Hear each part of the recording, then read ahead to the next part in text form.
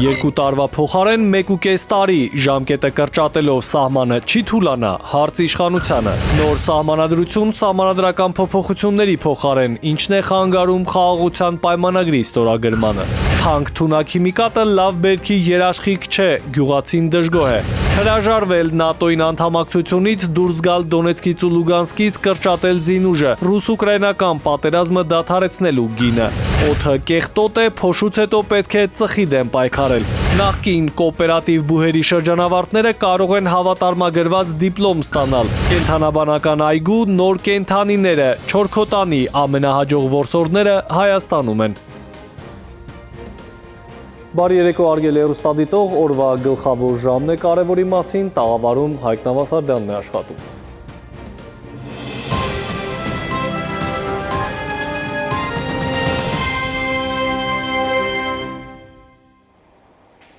Հայաստանը չի մասնակցի նոյեմբերի 27-ին Բիշկեկում կայանալիք ՀԱԲ գագաթնաժողովին, հայտնել է Ռուսաստանի նախագահի օգնական Յուրի Ուշակովը։ Պաշտոնյայի խոսքով սակայն Երևանից տեղեկացրել են, որ հանդիպման ժամանակ համաձայնեցված փաստաթղթերի ընդունմանը դեմ չեն։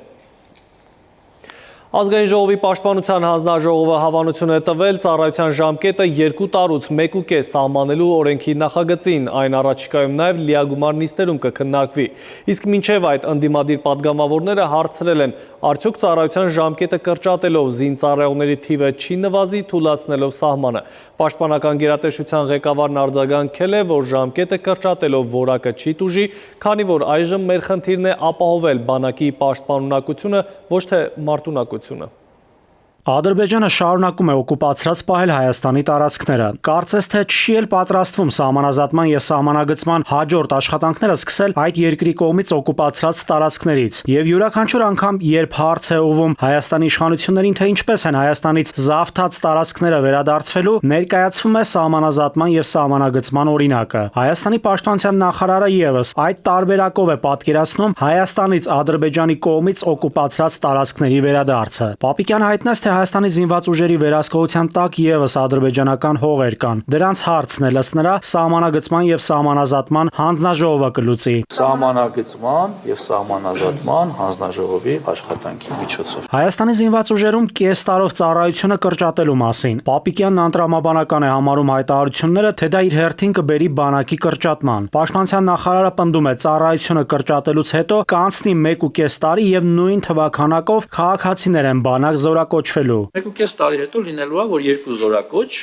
կամ 2 զորակոչի այն հատվածները, որոնք պայմանագիր չեն կապել պաշտպան հայրենացով, պիտի զորացվեն։ Տեղի է ունենալու հետևյալը. 1.5 տարի հետո 2 զորակոչ զորացվելու է, բայց այն, որ բանակը կրճատվում է, դա իրականության հետ կապ չունի։ Ազգային ժողովի ընդդիմադիրները կարևոր խնդրի անդրադարձան, չէ՞ որ մարտական դիրքերում թեր համալրվածություն կա եւ այդ ֆոնին ծառայության ժամկետի կրճատում շատ կարևոր է, որպեսզի զինված ուժերի հիմնական հատվածը ոչ թե զբաղվի մարտական հերթապահությամբ, որքան վաթնչի, երբեմն պահակությամբ, այլ զբաղվի մարտական պատրաստությամբ եւ բարձրացնի իր կարողությունները։ Հիմա վարժական հավաքների նպատակը այն է, որ մեզ անհրաժեշտ է ունենալ պահեստազոր, որը ըստ անհրաժեշտության կարող է հավաքվել, պատկերացնել իր խնդիրը եւ դառնալ բանակի կարևոր բաղադրիչ։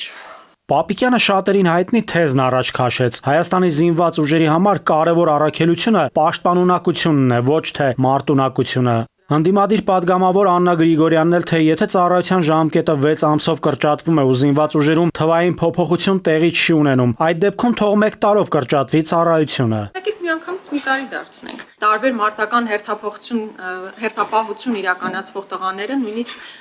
նախատեսվածից շատ երկար են մնում իրենց դիրքերում, որովհետև հերթափոխի խնդիր է առաջանում։ Ես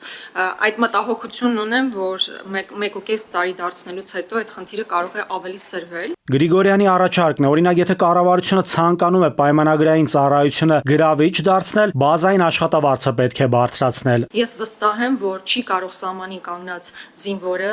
պայմանագրային զինծառայողը ավելի ցածր աշխատավարձ ստանալ, քան պարեկը Երևանի, օրինակ, կենտրոնում կանգնած։ Սա հիմա այդքան էլ իրականության հետ աղերս չունի, որ պարեկը ավելի շատ է ստանում, քան տրված է այդ հնարավորությունը զինվորին։ Այսօր մեր բազմաթիվ պատրաստված զինվորներ գուցե կրկնակի անգամ ավել են ստանում բարեկներից։ Պաշտպանության հանձնաժողովը կողմ քվեարկեց զինված ուժերում ծառայությունը 6 ամսով կրճատելու նախագծին։ Նախագիծը ազգային ժողովի падգամավորները կքննարկեն նաև լիագումար նիստում։ Զինծառայության օրենքի փոփոխությունը ուժի մեջ կմտնի հունվարի 1-ից եւ հետադարձ ուժ չի կարող ունենալ։ Նաիրի Մուրադյան, ժամը լրատվական։ Հաշված ամիսներ անց 2026-ին պետք է նոր օրենսդիր մարմին ընտրենք։ Գործադիրի ղեկավարը առաջարկ ունի ընտրություններին պատրաստվող քաղաքական ուժերին, ընտրողներին ներկայացնել սահմանադրության փոփոխության հարցով հանրաքվե անցկացնելու իրենց տեսլականը։ Օրինակ Փաշինյանը կարծում է, որ այսօրվա մայր օրենքը ժողովրդի սրտով չէ, ավելին մի տեսակ օտարության զգացողություն կա։ Մինչդեռ սահմանադրագետն ասում է, մայր օրենքը սիրել-չսիրելու հարց չկա եւ անթերի սահմանադրություն էլ չկա։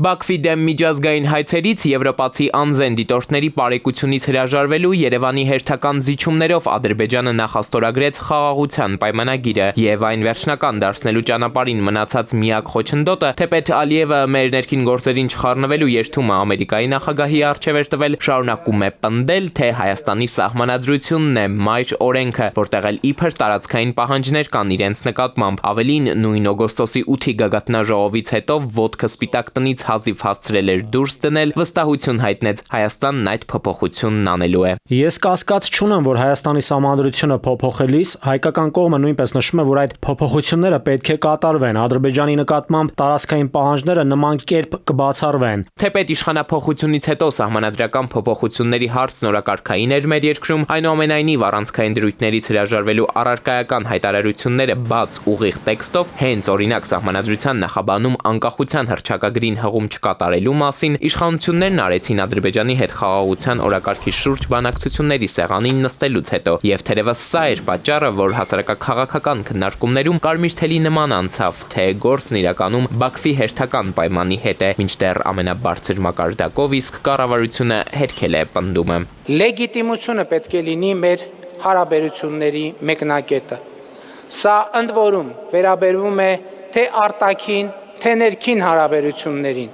քաղաքականություններին ու որոշումներին։ Եվ հենց այստեղ ներքին լեգիտիմության թեման շարունակելով վարչապետը դարձյալ ընդգծում է նոր սահմանադրություն ունենալու կարևորությունը, ասում, թե մեր մայր օրենքի նկատմամբ օտարության զգացողություն ունեն քաղաքացիները, ընդ որում դեռ 1995-ից, երբ ընդունել ենք մեր առաջին իրավական գլխավոր փաստաթուղթը։ Ուրեմն ինչու ոչ թե սահմանադրական փոփոխություններ, այլ նոր սահմանադրություն, Փաշինյանը հիմնավորում է ձևակերպելով Հայաստանի համար սա նոր քաղաքական եւ պետական վարդապետության փուլ է։ Իդեպ գործադիրը նախատեսում է սահմանադրական հանրաքվեն անցկացնել եկող տարվա խորհրդարանական ընտրություններից հետո, այսպես երկրի ղեկավարի պնդմամբ հնարավորություն կընձեռեն համապետական ընտրությունների մասնակից քաղաքական թիմերին քարոզարշավի ժամանակ ժողովրդի հետ կիսել նաև իրենց դիրքորոշումները այս հարցի վերաբերյալ։ Նոր սահմանադրությունը պետք է լուծի նաև մեկ այլ, թույլ տվեք ասել, ինժեներական խնդիր, պայմանականորեն։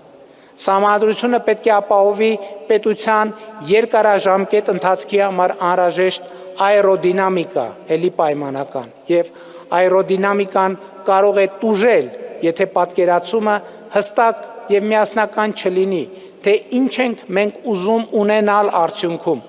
ավտոմեքենա, ինքնաթիռ, թե տիեզերանա։ Համանadrությունը ոչ մեկի բարեկամը չէ, որպեսզի լինի օտարության կամ բարեկամության զգացում։ Համանadrության նկատմամբ օտարությունը առասարակ իրավական քաղաքական եզրույթ չէ։ Չկան իդեալական իրավական կարգավորումներ եւ չկան իդեալական իրավական փաստաթղթեր, ուղղակի չեն կարող լինել։ Միշտ լինելու են թերություններ, միշտ լինելու են խնդիրներ, համանadrությունը չի կարող պետության գոյություն երաշխավորել կամ ոչ աշխարհի ամենաթույլ երկրի ամենաուժեղ համանadrությամբ չի կարողանա երկար կյանք ունենալ։ Ինչ վերաբերում է սահմանադրական բարեփոխումների խորհրդին, ապա այն, որ մայր օրենքի նոր տեքստը մինչև եկող տարվա համապետական ընտրությունները պետք է պատրաստ լինի, հայտարարել է նաև Արդարադատության նախարարը, ով ի պաշտոն է նաև ղեկավարում է խումբը։ Իսկ վերջին անգամ այս կազմի անդամները գրեթե 1 ամիս առաջ հոկտեմբերի 31-ին են հավաքվել նիստ գումարել։ Ժամը լրատվականին նախարարությունից տեղեկացրին, անկախության հռչակագրի հղման հարցը չեն քննարկել, դրան առայժմ չեն հասել։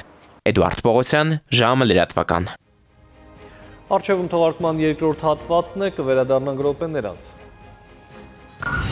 Թանկ թունակ հիմիկատը լավ բերքի երաշխիք չէ, գյուղացին դժգոհ է։ Հրաժարվել ՆԱՏՕ-ին անդամակցությունից, դուրս գալ Դոնեցկից ու Լուգանսկից, կրճատել զինուժը, ռուս-ուկրաինական պատերազմը դադարեցնելու գինը։ Օդը կեղտոտ է, փոշուց հետո պետք է ծխի դեմ պայքարել։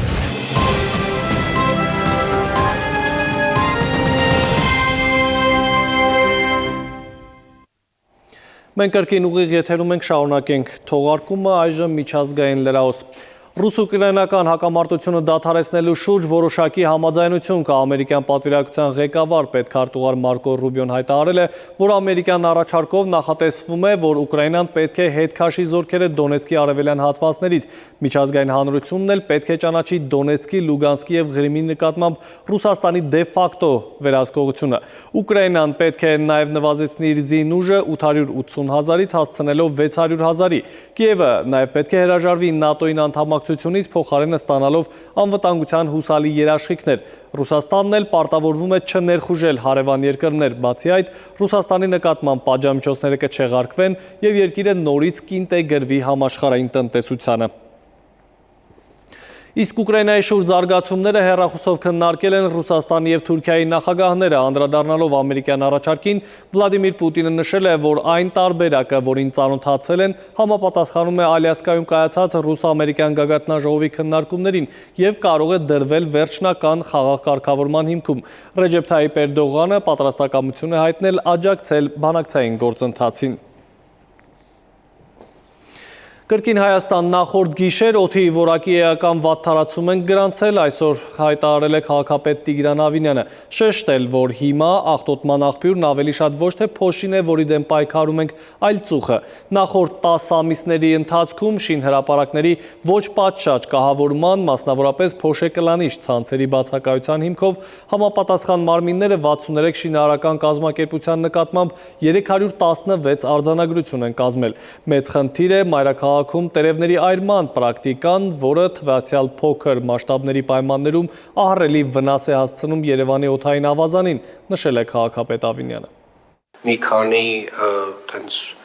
մեժոք տերևը ուղղակի թեկուզ աղբամանին չհասցնելու համար ուղղակի բակում վառել եւ ամբողջ շրջակա միջավայրը թունավորել, դա նորմալ չի։ Պետք է ասել առաջին հերթին, որ դա նորմալ չի։ Եվ պետք է արդեն սկսել դրա դեմ պայքարել։ Մի հատ շենքի կառուցումը եւ իր ամբողջ ստեղծած փոշին, այդ ընդամենը մի բակի, այտենց մի հատ լավ կույտի տերևների այրումը։ 15 զինծառայողական խլած հրդեհի գործով շարունակվում է քննությունը, բայց որքան երկարում է պրոցեսը, դատական կծիկը ավելի է խճճվում։ Ողբերգական դեպքից մազապուրց տղաները հաճախ իրարամերժ ցուցմունքներ են տալիս, խառնում ծնողների մտքերը։ Տուժողների ներկայացուցիչները մի բան են ուզում լսել, ինչպես է եղել դեպքն ու ով է մեղավորը։ Գրեթե 3 տարի առաջ հանրապետությունը ցնցվեց զինված ուժերում հերթական զոհերի մասին տեղեկատվության տարածումից հետո։ Գեղարքունիքի Ազատ գյուղի զինվորական կացարանի հրդեհի վերաբերյալ ահռելի քանակությամբ տեղեկություն է այս ընթացքում հայտնվել լրահոսում, բայց այդպես էլ լույս չի սփռվել 15 զինվորների մահվան հանգամանքների վրա։ Ավելին, զինվորների հարազատները նշում են, որ փորձագետների եզրակացությունները հիմա ավելի շատ հարցեր են առաջացնում։ Օրինակ, վերջին նիստի ընթացքում զոհված զինվորների հարազատների հարցերին պատասխանել է հրդեհատեխնիկական ոլորտի փորձագետը։ Նրա պատասխանները, սակայն, տուժած կողմի ներկայացուցիչների զայրույթն են առաջացրել։ Մասնավորապես խոսքը վերաբերել է այն հարցին, թե ինչու է կացարանի հատակը տեղ-տեղ այրվել, չնայած տրամաբանորեն դա չպետք է համընկներ դեպի պաշտոնական բացատրության հետ։ Այլ կերպ ոնց կարար կրակը ասենք, եթե արտաքին կողմից չի անցել, մեկը տեղից մյուսը տակից չի անցել, ոնց է մեկ ստեղա վառը, մեկ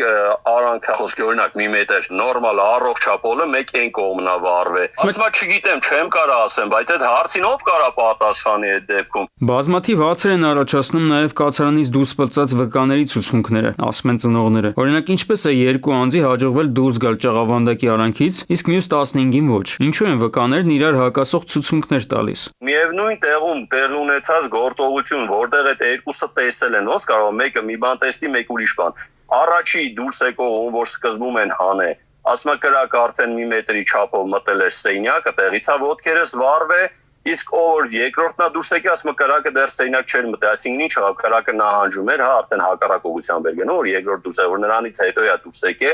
կրակ չի տեսել։ Մարդկանց վստահություն չի ներշնչում նաև մեղադրյալի ցուցմունքները, ով նրանց ձևակերպմամբ անգիրարած միևնույն նախադասությունն է անընդհատ կրկնում։ Տպավորություն ունեն, թե բոլորի խնդիրը պաշտոնական վարկածի հաստատումն է։ Այդպես մեկը չկա, որ հավատա, որ այդ տղեկան դեռ մնացին։ Այս սա պատահական դեպք է եղել, բայց ում ձեռով է արվել, թուրքի ձեռով է արվել, հայի թուրքի ձեռով է արվել։ Հայաստանի զինված ուժերում խաղաղ պայմաններում մահերի քննության մասով եղել են եւ կան բազմաթիվ հարցեր։ Իրավապաշտպանների տեսանկյունից նման գործերի քննությունը միշտ ունեցել է մեկ խնդիր՝ զոհերի ներկայացուցիչներին հազվադեպ են տալիս պատասխաններ հանցագործության պատճառների եւ իրական մեղավորների վերաբերյալ, բայց մոտ 1 տարի առաջ Եվրախորհրդի նախարարների կոմիտեն Հայաստանի կառավարությանը հարցեր է ուղղել հենց նման բովանդակության գործերի քննության վերաբերյալ։ Նախարարների կոմիտեի արձագանքից հետո բավական փոքր ավելի ուշադրություն է դարձվում եւ ավելի լրջորեն ու ջանասիրաբար է քննչական մարմինը վերաբերում այս գործերի քննությանը։ Մի քանի գործերի մասով արդեն կան քննչական մարմինների եզրակացություններ, որոնք իրավապաշտպանների մոտ որոշակի հույսեր են առաջացնում զինված ուժերում տեղի ունեցած մահերի քննության առնչությամբ։ Դատավճիռ պայացվեց, որով ինքնասպանություն հասցնելու հոդվածով 2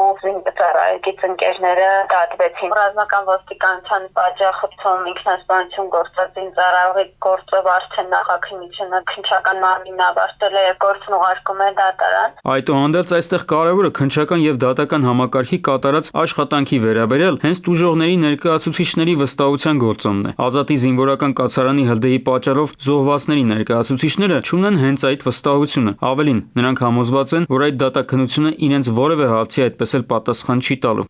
Արմեն Աթալյան, ժամը լրատվական։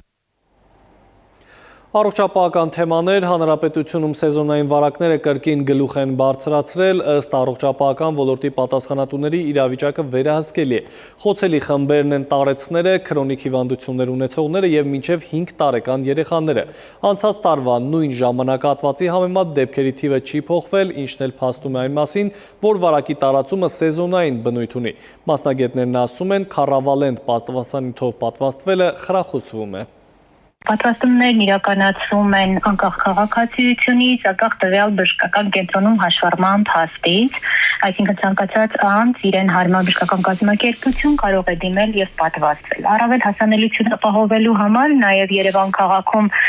ձևավորվել է շարժական պատվաստումային կետեր, որոնք նույնպես հնարավորություն են տալիս բնակչությանը այլ ավելի հասանելի դարձնել պատվաստումներ։ Հայաստանից Եվրոպա պտուղ բանջարեղեն արտահանելիս բեռնատարները կես ճանապարհին են մնացել։ Պատճառը մեր երկրում օգտագործվող թունաքիմիկատներն են, որ կիրառում են գյուղատնտեսները։ Սա լավ առիթ է մեկ անգամ եւս մտածելու ինչ են կուտում եւ ինչ գնով։ Մյուս կողմից գյուղացին ասում է թունաքիմիկատները թանկ են, բայց լավը չեն։ Սալոր, դեղց, խնձոր ու բալ է աճեցնում Արմենը։ Զովունի 3 հեկտար իր հողատարածքում եկամտի աղբյուրն է։ Տևական ժամանակ դժգոհ է թունաքիմիկատների որակից։ Ասում է թանկ գնում է, բայց արդյունքը չի գոհացնում։ Այն ժամանակ ասենք մի 15-20 օրը մեկ կամ ամիսը մեկ էր սրսկում, հիմա 15 օրը պարտադիր պիտի սրսկես, որովհետև լվիճը շուտ կապում է։ Այն ֆերմերները, ովքեր չեն զբաղվում էկոգյուղատնտեսությամբ, ըստ մասնագետի պարտադիր թունաքիմիկատներ են օգտագործում։ Իսկ դրանց ներմուծման օրենսդրությունը մեր երկրում թերի է։ Պետությունը արտերկրից ներմուծվողների համար փորձաքննություն չի պահանջում։ Լրացուցիչ այլընթացակարգ էլ օրենքը չի նախատեսում։ Պարարտանյութերի շատ կիրառության արդյունքում տվյալ հողատարածքում աճեցված մրգերը, բանջարեղենները, որոնք հետագայում կարող են հայտնվել մարդու օրգանիզմում, կարող են առողջության վրա բացասական ազդեցություն ունենալ, պնդում է փորձագետը։ Ծանր մետաղների ավելորդ կուտակումը ընդհանուր միջև նեյրոնային համակարգի խախտում, նյարդային համակարգի։ Ալերգիկ ռեակցիաներ, երբ որ մնացորդային կուտակումները ավելի շատ են, օրինակ աղերի տեսքով, նիտրատների տեսքով, եթե դիտարկենք, աղեստամոքսային տրակտում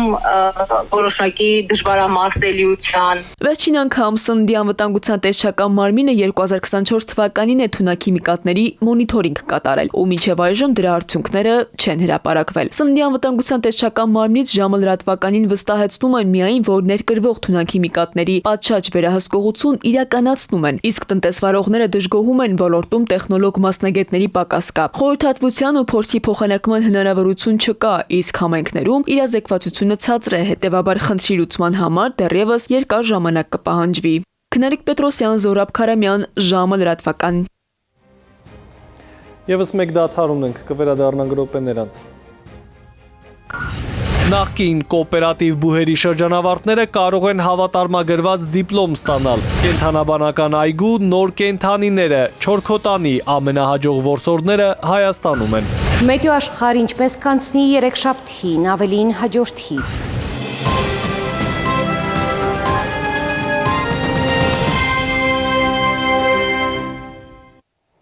Մենք վերադարձանք, դուք դիտում եք ժամի գլխավոր թողարկումը։ Մինչև 2003 թվականը չհավատարմագրված բուհերի շրջանավարտները կարող են վերականգնել ուսանողական իրավունքները դառնալով հավատարմագրված բուհի շրջանավարտ եւ ստանալ ավարտական փաստաթուղթ։ Նախկին կարգավորմամբ չհավատարմագրված հաստատություններն ավարտած շրջանավարտներին արգելվում էր վերականգնումը, ինչը ըստ էության պետական կառույցում աշխատանքի անցնելու խոչընդոտ էր հանդիսանում։ Ի դեպ, ուսանողները ուսումը պետք է շարունակեն նույն մասնագիտության գծով։ Եթե համապատասխան մասնագիտությամբ կուրսեր կամ կրթական ծրագիր որևէ բուհում չկա, ուսանողին առաջարկում են հարակից մասնագիտություններ։ Բացի դրանից մենք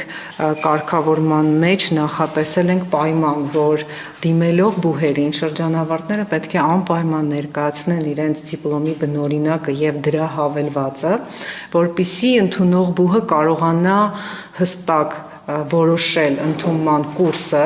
եւ այնուհետեւ կազմի ժամանակացույց առարկայական տարբերությունները հանձնելու համար։ Արդեն 75 տարի մարդ բնություն կենդանի եռամիության հասցեն անփոփոխ է։ Երևանի կենդանաբանական այգին համալրվել է նոր բնակիչներով, հների հետ արդեն ընտելացել, մերվել են, դարձել նաև այցելուների սիրելիները։ Առաջին անգամ Հայաստանում են աֆրիկյան վայրի շները, որոնց մասին միայն հեռուստացույցով ենք տեսել։ Հիմա հնարավոր է մոտիկից ծանոթանալ ամենահաջող որսանողի համբավ ունեցող չորքոտանիների հետ։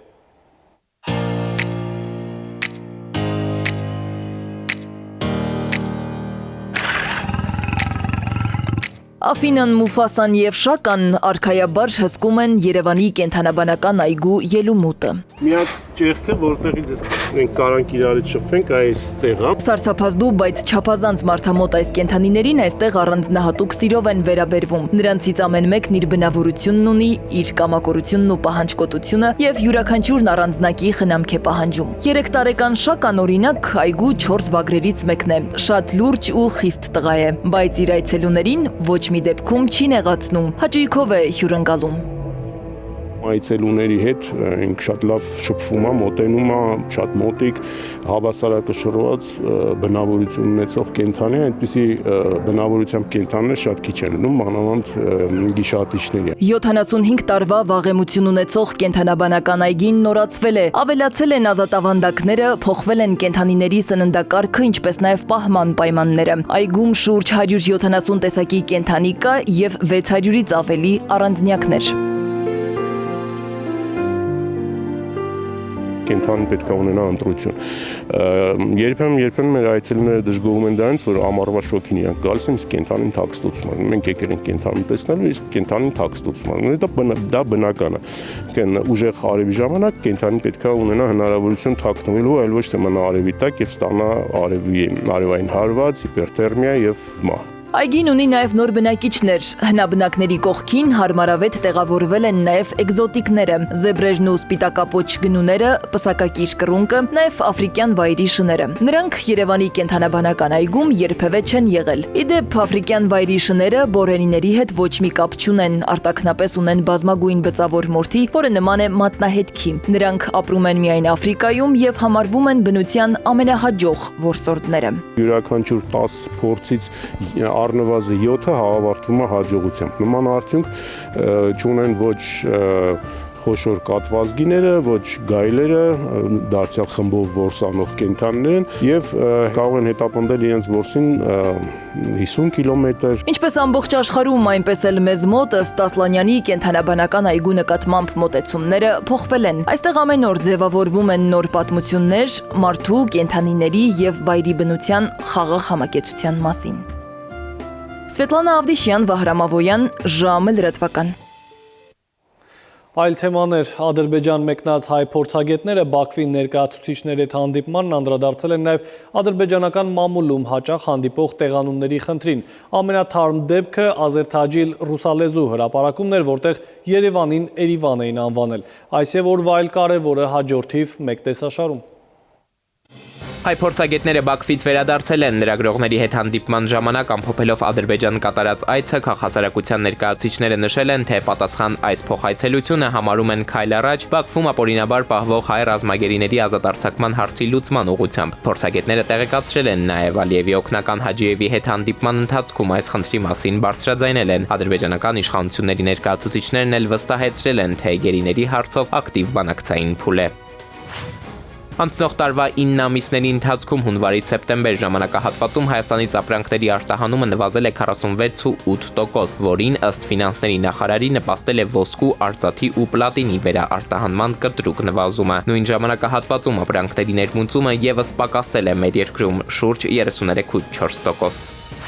44-օրյա պատերազմի մասնակից Արման Պետրոսյանը նստացույց է սկսել դատախազության առջև ի աջակցություն Սրբազան պայքարի գործով անցնող միակ կնոջ Լիդիա Մանթաշյանի, ում կալանքն օրերս դարձյալ երկարաձգեց դատարանը։ Պետրոսյանը դատախազությունից պահանջում է աշխատել անաչառ եւ թույլ տալ, որպեսզի Մանթաշյանը մինչև դատավճռի հրապարակումը լինի ազատության մեջ։ Նա նշել է, ակցիան կշարունակի այնքան ժամանակ, որքան անհրաժեշտ կլինի իր պահանջը բավարարելու համար։ Երևանի ամենաբանուկ առևտրի երկու համալիրներում մոլերում ներքին գործերի գերատեսչությունը կբացի միջազգային ստանդարտներին համապատասխան գրասենյակներ, կենսաչափական տվյալների հավաքագրման, բոլորը մեկում ինքնասպասարկման սարքավորումներով, մանկական խաղասրահով, տեղեկացրել է ներքին գործերի նախարարը։ Արփինե Սարգսյանի խոսքով այսպիսով Հայաստանում կսահմանվեն հանրային ծառայությունների մատուցման բոլորովին նոր ստանդարտներ, փակելով անձնագրային համակարգի հնամաշ եւ ցածրորակ ենթակառուցվածքի էջը։ Երևանի քաղաքապետ Տիգրան Ավինյանը վարչական շրջանների ղեկավարներին հանձնարարել է մեծ ուշադրություն դարձնել մայրաքաղաքում իրականացվող աշխատանքներին։ Գործակարգավարական խորհրդակցության ժամանակ նա նշել է, որ վերջին շրջանում անակնկալ այցեր է կատարել տարբեր շինհրապարակներ, արձանագրել էական թերություններ։ Քաղաքապետը նախազգուշացրել է այսուհետև թաղապետերի աշխատանքը գնահատելու է վերջիններիս ծրագրերի նկատմամբ ունեցած վերաբերմունքին համարժեք։ Էդուարդ Պողոսյան, ժամը լրատվական։ Այժմ եղանակ, ինչ սպասել մայրաքաղաքում եւ հանրապետության մարզերում, ավելին կպատմի Լիլի Հովերը։